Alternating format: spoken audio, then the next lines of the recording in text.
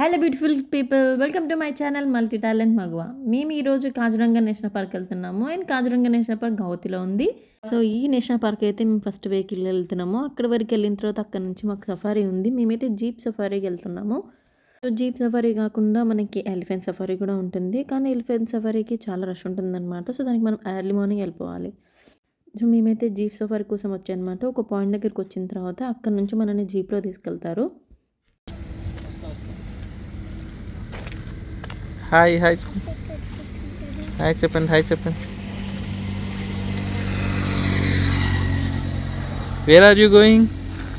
జంగల్ జంగిల్కి వెళ్తున్నారా? సో అలా మేమైతే సఫారీ స్టార్ట్ చేసామండి. ఈ జీప్ సఫారీకి అయితే మాకు 5,000 తీసుకున్నారు.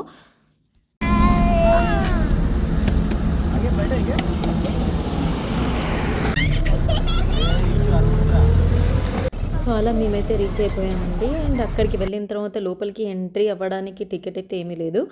సో మనల్ని సఫారీలో అక్కడి నుంచి తీసుకెళ్తారనమాట. సో అలా సఫారీలో మనం వెళ్ళేటప్పుడు ఏం అల్లరి అలా చేయొద్దండి. అంటే మనకి ఏవి కనిపించిన యానిమల్స్ ఉంటాయి కదా, అవి భయంతో పారిపోతాయి కాబట్టి మనం సైలెంట్గా దూరం నుంచే చూడాలి. ఏ యానిమల్ని కూడా మనం డిస్టర్బ్ చేయడానికి మనకు పర్మిషన్ ఉండదు. సో అలా కాస్త లోపలికి వెళ్ళిన తర్వాత మాకు రైనోసరస్ కనిపించిందనమాట. సో ఇక్కడ మొత్తం ఈ నేషనల్ పార్కులో 2613 అడవి జంతువులు ఉన్నాయండి.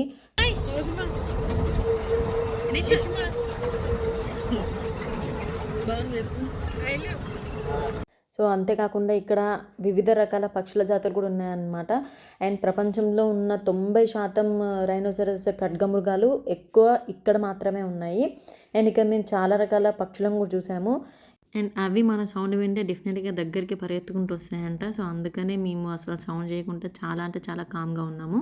కానీ పిల్లలతో అవ్వదు కదా.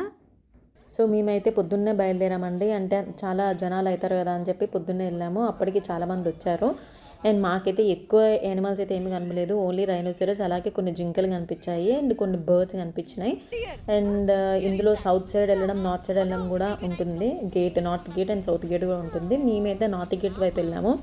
నార్త్ గేట్ వైపు వెళ్తే మాత్రం మాకు ఎక్కువ యానిమల్స్ అయితే కనిపించలేదు. సౌత్ వైపు అయితే చాలా యానిమల్స్ ఉంటాయంట. ఇప్పుడు మీకు కనిపించేవన్నీ చాలా రకాల జింకలండి.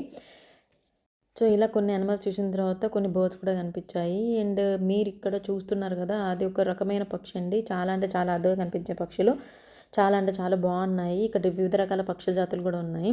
సో ఇలా మేము కొన్ని యానిమల్స్ చూసిన తర్వాత రిటర్న్ అయిపోయామన్నమాట. మేము అనుకున్నంత యానిమల్స్ అయితే ఏమీ కనబడలేదు. ఆ తర్వాత మేము లంచ్ చేసేసుకొని మళ్ళీ బ్యాక్ రిటర్న్ అయిపోయాం. అండ్ ఈ వీడియో మీకు నచ్చినట్లయితే డెఫినెట్గా సబ్స్క్రైబ్ చేసుకోండి, షేర్ చేయండి, ఫాలో చేయండి. And thanks for watching.